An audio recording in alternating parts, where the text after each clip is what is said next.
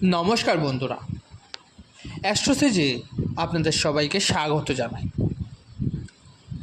প্রিয় সিংহ রাশির জাতক জাতিকাগণ, 1 মে থেকে 31 মে পর্যন্ত মধ্যবর্তী সময়ের সম্পূর্ণ মাসিক রাশিফল নিয়ে আমি আজকে আপনাদের সামনে উপস্থিত হয়েছি। প্রিয় সিংহ রাশির জাতক জাতিকাগণ, এই মাসের রাশিফলটি অত্যন্ত বিশেষ, কারণ এই মাসে 5টি গ্রহের পরিবর্তন হচ্ছে। যখনই রাহু বা বৃহস্পতি এই জাতীয় বড় গ্রহগুলি পরিবর্তন ঘটে, তখন একে কিন্তু মহা পরিবর্তন বলা হয়। আজকের এই ভিডিওতে আমি আপনাদের বলবো যে পুরো মাসের অবস্থা কেমন থাকবে। গ্রহের অবস্থান অনুযায়ী আমি তো এটাই বলবই, হঠাৎ করে কোনো বড় অলৌকিক ঘটনা ঘটতে চলেছে। এই পুরো রাশিফলটি জন্মরাশি চন্দ্ররাশির ওপর ভিত্তি করে তৈরি করা। আপনারা যারা নিজেদের বাচ্চাদের প্রেডিকশন করাতে চাইছেন, তারা অবশ্যই আমার টেলিগ্রাম চ্যানেল জয়েন করে নেবেন। লিঙ্কটি ভিডিও ডেসক্রিপশানে পেয়ে যাবেন। এছাড়াও আপনারা চাইলে আমার হোয়াটসঅ্যাপ নাম্বারে যোগাযোগ করতে পারেন। হোয়াটসঅ্যাপ নাম্বারটি আমার ডেসক্রিপশানে পেয়ে যাবেন। তো চলুন বন্ধুরা, প্রথমেই শুরু করি এই মে মাসে আপনার কর্মক্ষেত্র, চাকরি, ব্যবসা, পেশাগত জীবনের অবস্থা কি হতে চলেছে। প্রিয় সিংহ রাশির জাতক জাতিকাগণ, আপনার কর্মক্ষেত্রে দেবগুরু বৃহস্পতি 14 মে পর্যন্ত অবস্থান করবেন। অর্থাৎ 14 মে পর্যন্ত আপনি আপনার জীবনে নতুন কৌশলের সূচনা করবেন। নতুন চাকরি বা ব্যবসা নিয়ে কিছু দুর্দান্ত বিকল্প সামনে আসবে আপনার। এর পাশাপাশি 15 মে পর্যন্ত আপনার জীবনে এমন কিছু কাজ, ছোট হোক বা বড় হোক, যা একেবারেই থমকে ছিল, যা এগোচ্ছিলই না, সেগুলো কিন্তু গতি পেতে শুরু করবে। দ্বিতীয় গুরুত্বপূর্ণ বিষয় হলো 15 মে থেকে সূর্য কর্মক্ষেত্রে প্রবেশ করবে। যখন লগ্নের স্বামী বা রাশির স্বামী মজবুত অবস্থানে আসে, তখন তো আর কথাই নেই। তাই এটা একবারেই স্পষ্ট হয়ে গেল যে 15 মে থেকে আপনি যেখানেই চাকরি বা ব্যবসা করছেন, সেখানে আপনার জয় জয়কার হবে। আপনার ছেড়ে যাওয়া চাকরি ফিরে আসবে, হারানো সম্মান মর্যাদা ফিরে আসতে শুরু করবে। এছাড়াও 15 মে থেকে আপনি জীবনে বসে থাকবেন না, মানে দুঃখের সময় শেষ হচ্ছে। যারা চাকরি বা ব্যবসা নিয়ে সমস্যায় ছিলেন, তাদের জন্য সময় কেমন থাকবে। যারা চাকরিতে উন্নতির অপেক্ষায় ছিলেন, 7 মে বুধ ভাগ্যস্থানে যাবে। আয় ও ধনের অধিপতি যখন ভাগ্যস্থানে যাবে, তখন 7 মের পর আপনার প্রমোশন হওয়া একেবারেই নিশ্চিত। আর যারা বিদেশে গিয়ে এক্সপোর্ট ইম্পোর্ট সংক্রান্ত ব্যবসা করতে চাইছেন, বা যাদের বিদেশের বাণিজ্যের সঙ্গে সম্পর্ক ছিল, 7 মের পর উন্নতির রাস্তা কিন্তু খুলে যাবে।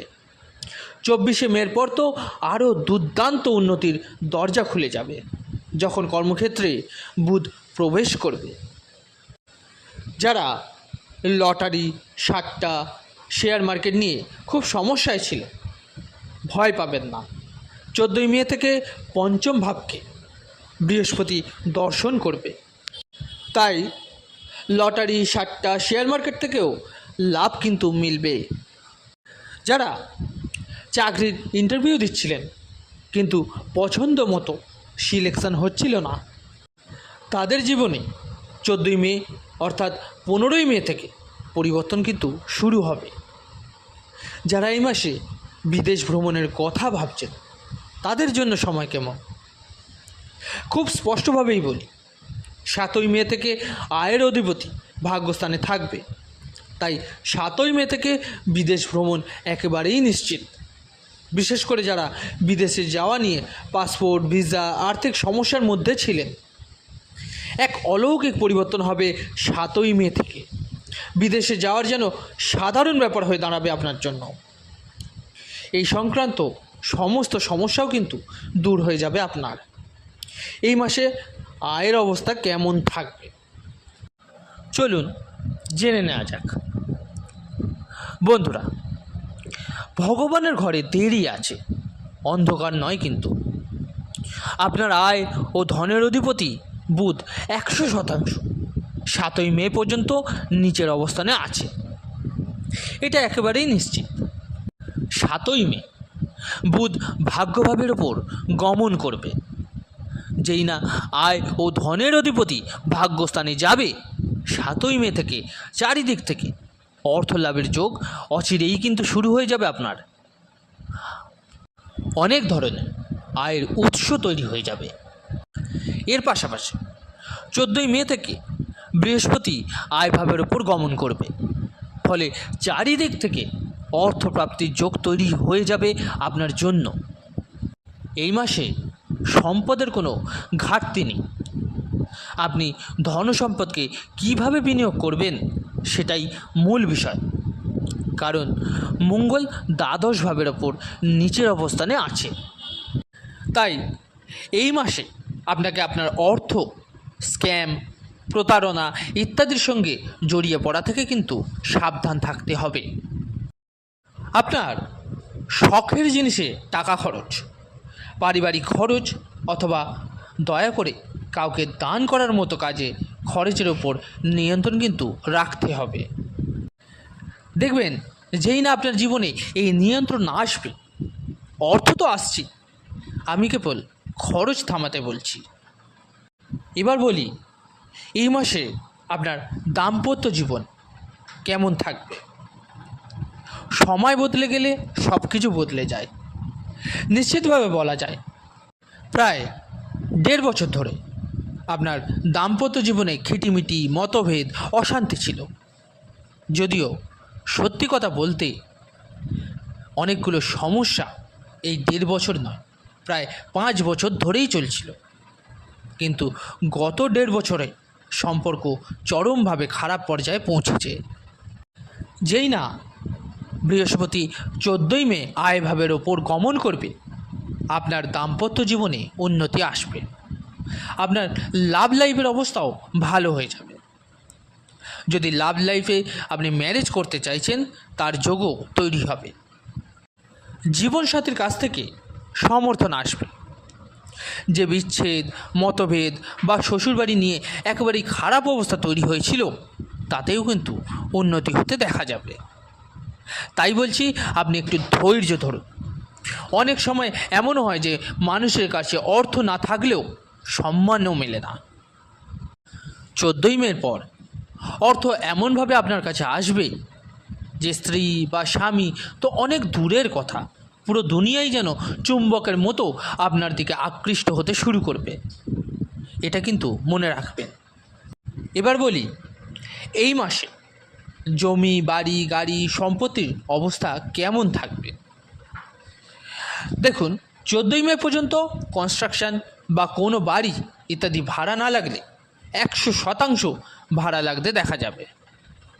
14ই মের পর যাদের পিতার কাছ থেকে কোনো সম্পত্তি পাওয়ার কথা ছিল বা পিতা বা সম্পত্তি নিয়ে মনে কোনো দুশ্চিন্তা ছিল আর কি, তা কিন্তু ঠিক হয়ে যাবে।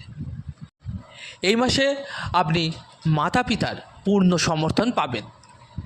শ্বশুরবাড়ির দিক থেকেও সমর্থন আসবে। কিছুটা হলেও সম্পত্তির ব্যাপারে জীবনসাথীর পূর্ণ সমর্থন আপনি পাবেন। এই মাসে আপনার সময় খুবই চমৎকার। শুধু খরচের ওপর নিয়ন্ত্রণ রাখতে হবে। কিছুটা অপ্রয়োজনীয় সম্পর্ক থেকে দূরে থাকতে হবে। এই মাসে আপনার জীবনে সন্তান এবং শিক্ষার অবস্থা কেমন থাকবে। বন্ধুরা, সন্তান ও শিক্ষার কারক আপনার কুণ্ডলিতে দেবগুরু বৃহস্পতি। 14ই মে থেকে পঞ্চম ভাবকে বৃহস্পতি দর্শন করবে। বৃহস্পতি যদি পঞ্চম ভাবকে দেখে, তাহলে কি কিছু আলাদা হচ্ছে? কারণ পঞ্চম ভাবে ধনুরাশি রয়েছে এবং ধনুরাশির স্বয়ং বৃহস্পতি হচ্ছেন অধিপতি। তাই আপনার জীবনে একেবারে সরাসরি কথা শুনে নিন। এবার আপনার জীবনে 14ই মে থেকে শিক্ষায় উন্নতি হবে। সন্তান কনসিভ করতে থাকলে আপনার যোগ তৈরি হবে। সন্তানদের ভবিষ্যৎ, শিক্ষা, স্বাস্থ্য, কেরিয়ার ইত্যাদি নিয়ে যেসব দুঃখ বা কষ্ট ছিল তা কিন্তু দূর হতে দেখা যাবে। এছাড়াও যাদের সন্তান ধারণই সম্ভব হচ্ছিল না তাতেও উন্নতি কিন্তু হতে দেখা যাবে। কিন্তু দ্বিতীয় সন্তানের ক্ষেত্রে এই মাসে কিছুটা স্বাস্থ্যগত অস্থিরতা, সমস্যার সম্ভাবনা এবং নেতিবাচকতা কিন্তু দেখা যাচ্ছে। তাই যেসব মহিলারা দ্বিতীয় সন্তান গর্ভধারণ করছেন তাদের নিজের যত্ন নিন এবং দ্বিতীয় সন্তানের ওপর বিশেষভাবে ফোকাস রাখুন। এটা খেয়াল রাখবেন যাতে দ্বিতীয় সন্তানকে নিয়ে সমস্যা আরও বেড়ে না যায়। এবার বলি, এই মাসে আপনার স্বাস্থ্য কেমন থাকবে? ঈশ্বরের কৃপায় 7 তারিখের পর পেট ও গলার সমস্যাগুলো 100% কিন্তু ঠিক হতে দেখা যাবে। এবার বলি, আপনার মামলা মোকদ্দমার অবস্থা কেমন থাকবে, মানে আপনার আইনি জটিলতা কেমন থাকতে পারে। 7ই মের পর থেকে আপনি আইনি যে জটিলতা থাকবে বা মামলা মোকদ্দমার যে ঝুট ঝামেলা থাকবে তা থেকে বাঁচতে শুরু করবেন, এ নিয়ে কোনো সন্দেহ নেই। শ্বশুরবাড়ির কোনো সম্পত্তি সংক্রান্ত বিবাদগুলো কিন্তু ঠিক হয়ে যাবে। তবে তারপরও স্ক্যাম, প্রতারণা বা ভুল ইনভেস্টমেন্টে আপনাকে কিন্তু নিজেকে কিন্তু বাঁচাতে হবে, কারণ মঙ্গল দ্বাদশ ভাবের ওপর নিচের অবস্থানে রয়েছে। তো বন্ধুরা, এবার কি উপায় করবেন সেটা বলে দিই, একটু শুনে নিন। যখন মঙ্গল নিচে থাকে তখন আমি হনুমান চল্লিশাই বলবো আপনাকে ডেলি পাঠ করতে। এই মাসে আপনি গণেশ চল্লিশারও পাঠ শুরু করুন, কারণ লগ্নে কেতু আসবে, ফলে আপনার মধ্যে কিছুটা স্পিরিচুয়াল কোয়ালিটি কিন্তু আসবে। আধ্যাত্মিকতার দিকে আপনি একটু বেশি ঝুঁকতে দেখা যাবে, তাই আপনাকে কিছুটা শিব ভজন করতে হবেই।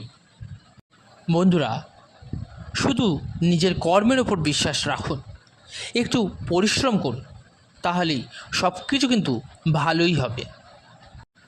তো বন্ধুরা, এই ছিল পুরো মে মাসের সম্পূর্ণ বিশ্লেষণ। তো বন্ধুরা, আজকের আলোচনাটি কেমন লাগলো জানাতে অবশ্যই ভুলবেন না কমেন্ট করে। ভালো লাগলে লাইক ও শেয়ার করতে ভুলবেন না। আর যে সকল বন্ধুরা নতুন শুনছেন তারা অবশ্যই চ্যানেলটিকে সাবস্ক্রাইব করে নেবেন। ধন্যবাদ।